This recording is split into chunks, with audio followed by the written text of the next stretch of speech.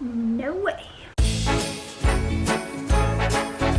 Hi friends, welcome to today's video. Today I'm going to be telling you about my least favorite books. If you like these books, that's fine, and I'm happy for you. I hate it when I hate a book, but these are all 1-star reads or DNFs that I've had since I got back into reading. Okay, these first two this is so sad. I actually bought these at the exact same time at the cutest little bookstore in Washington, D.C. The cutest. I bought these because the covers are gorgeous. This first one I DNF'd, I don't even remember. Oh, hey, I have to have it tabbed. I read 130 pages. Oh my gosh. Okay, so look how pretty that cover is. I didn't finish the book, but I still like display it, like I have the cover facing out. So it's a retelling of The Taming of the Shrew by Shakespeare. In this witty and warm interpretation of The Taming of the Shrew, preschool teacher Kate Batista feels stuck. How did she end up running house and home for her eccentric scientist father and uppity pretty young sister Bunny?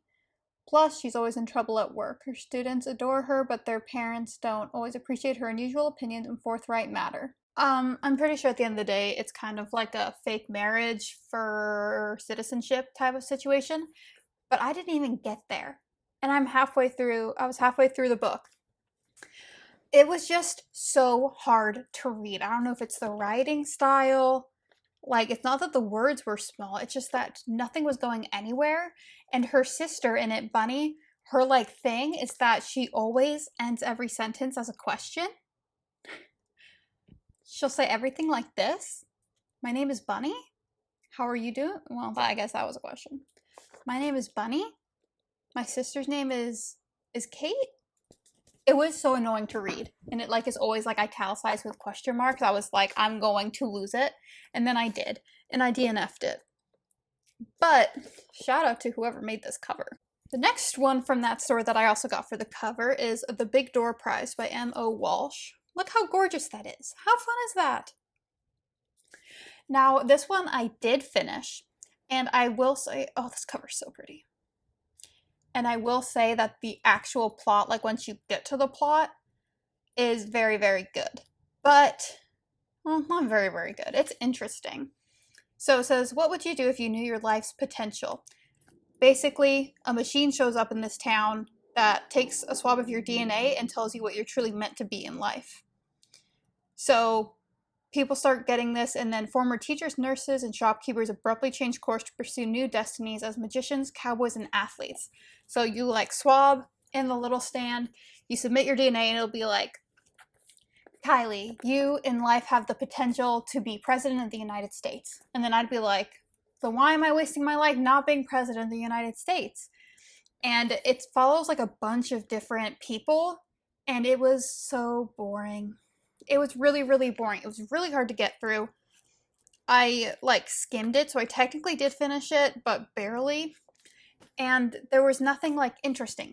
Often when it's kind of slow at the beginning like that, it feels like you're gonna get to a point where it all comes together. However, it never did. There is a show on, is it Apple TV, I think, called The Big Door Prize, and I'd be interested in watching that. I assume they have to cut out a lot of the unnecessary stuff to make a show. Next we have The Maidens by Alex Michaelides. He wrote The Silent Patient, which is why I was surprised that I didn't like this. But I've actually read this before Silent Patient, and I picked it up because of the Greek mythology vibes. See, it says a spellbinding tale of psychological suspense weaving together Greek mythology, murder, and obsession. That sounds like a book made for me. It's about a girl named Mariana who is a group therapist, and her niece goes to Cambridge, and her niece's friend is found murdered.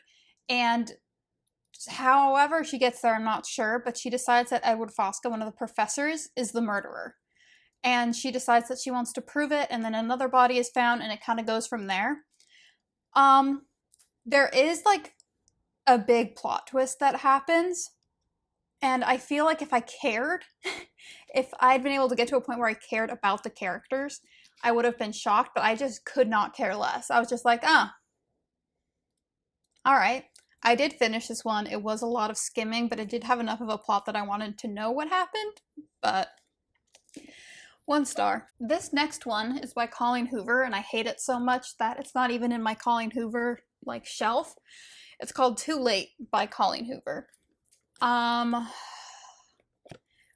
It's such a nice format for a book, but Sloane will go through hell and back for those she loves, and she does, every day. After finding herself stuck in a relationship with the dangerous and morally corrupt Asa Jackson, Sloane will do whatever it takes to get by until she's able to find a way out. Nothing will get in her way, nothing except Carter. Sloane is the best thing to ever happen to Asa, and if you ask Asa, he'd say he's the best thing that ever happened to Sloane. Despite Sloane's disapproval of Asa's sinister lifestyle, he does exactly what he needs to do in order to stay a step ahead in his business. He also does exactly what he needs to do in order to stay a step ahead of Sloane. Nothing will get in his way, nothing except Carter. So, they're like in college, and Asa, the boyfriend, is basically running a drug empire. And Sloane is just kind of stuck in the situation, and it's kind of scary. Like, it's very, very dark. And Carter comes around, and him and Sloane kind of like connect, and it's so dark. It's so dark and scary. And honest, I just felt uncomfortable reading it the whole time. That's all the physical books. Now, let's go to Kindle reads, and one book that I actually hated so much I threw it away. And that is Not Like Me. Actually, there's 2 that I did that with. I need to pull up the other one. Okay, we'll start with Twisted Hate from the Twisted series. Other than the second book, none of these books were like my favorite, but this one was the worst. This was awful. So this is about Josh and Jules. Josh is Ava's brother from the first book, and Jules is Ava's best friend from the first book. You kind of see throughout the first 2 books that they hate each other. But then they start like an enemies with benefits situation. And they just don't like each other. And that never changes.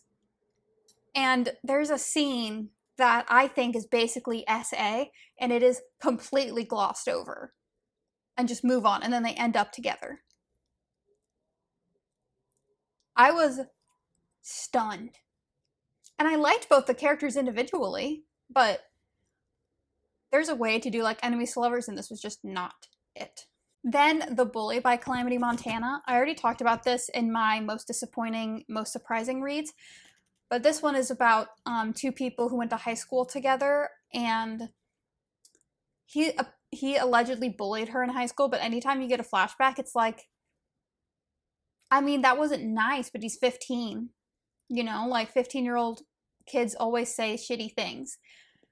But now they're like grown-ups, they're like almost 40, and she is so mean to him. This poor guy's going through so much, and he like teases her still, but it's all like good-natured, and she's just so mean. It's the same as Twisted Hate. I'm just like, you don't like him. You don't like each other. Well, I think that the guy in this likes her, but. Then we have Burned by Greta Rose West. It is from the Cade Ranch series. Okay, so this is about a guy named Jack. There's 5 brothers in the Cade family. That's the whole series. I've only read the first one and I didn't like it, so I didn't read the rest. But he meets a girl named Everly because she has moved to his town and is like not a nurse, but like a caregiver for his like adopted mom who's going through chemotherapy. And he like goes to her place to grab her cat or something because she's staying at their house, and finds like a box of fake IDs. And I don't know how much of a spoiler this is. Eventually we find out that she has a stalker, and then it just kind of gets like out of hand. Like, you guys are moving too fast, and also this danger doesn't make any sense, and also why is the grandma with the grandma with cancer still here when you think somebody's about to come murder you? Send her somewhere else that's safe. Anyways, I was not a fan. Next we have There Are No Saints by Sophie Lark. I read that in October. I think, and it's about these two guys who are rival artists to the public, but they're actually rival serial killers. And there's this, what's the girl's name in this? Mara. Mara like goes to one of the art shows because she's an aspiring artist, and Shaw, one of the guys, like lays eyes on her, and so the enemy decides that he's going to use her against him, even though they don't really know each other. And so he kidnaps the girl, takes her out to the woods, does terrible things to her, and then leaves her there for him to stumble upon. And he sees her, and he steps over her body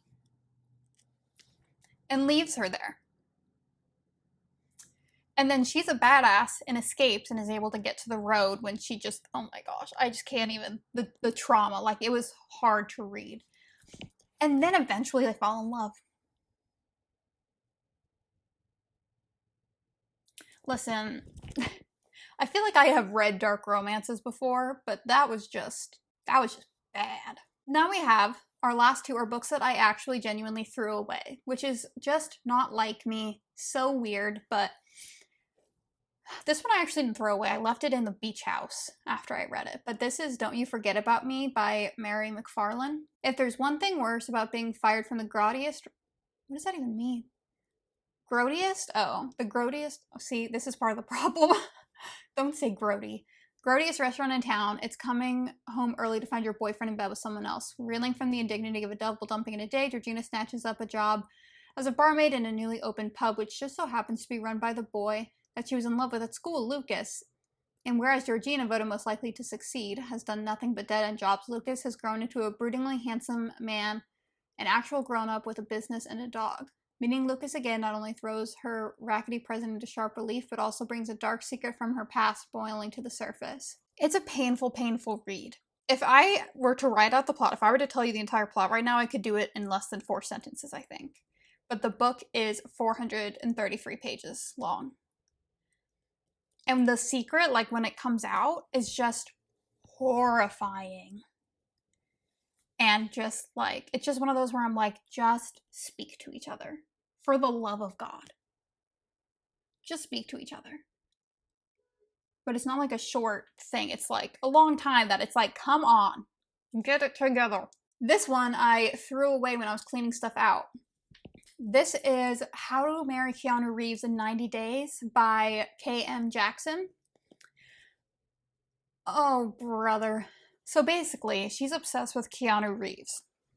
And she is best friends with this guy named Truman. The name Truman as a first name. Her name is Bethany Lou Carlisle. Like, she has a gorgeous name, and his name is Truman Erickson. Anyways, basically the plot is that she's in love with Keanu Reeves. The news is reported that Keanu is engaged and is going to get married in a couple of months. She decides, that's not happening. I'm going to, like, go find him. I'm going to go stalk Keanu Reeves and make him fall in love with me so he'll call off the wedding. And she brings along her guy best friend. And somewhere along the way, they, like, fall in love. But it, like, still gets to the point where, like, I guess minor spoiler alert, she does find Keanu Reeves and speak to him. And it's just, it's just, like, it just feels like the whole book is her settling because she has delusions of grandeur. And he's sweet the whole time. But I'm just like, but you don't want him. And you have never wanted him. And you quite literally only have him now because Keanu Reeves is just genuinely unavailable. It was just, I had to skim it to finish it, but I was like, this is just genuinely painful and I feel so bad for the guy. So those were some of my least favorite books. I hope that you have read them and enjoyed them, so that somebody has. And if you've finished Vinegar Girl, I mean, tell me how it ends, because I'm not going to read it. I hope you enjoyed this video, and I'll see you tomorrow.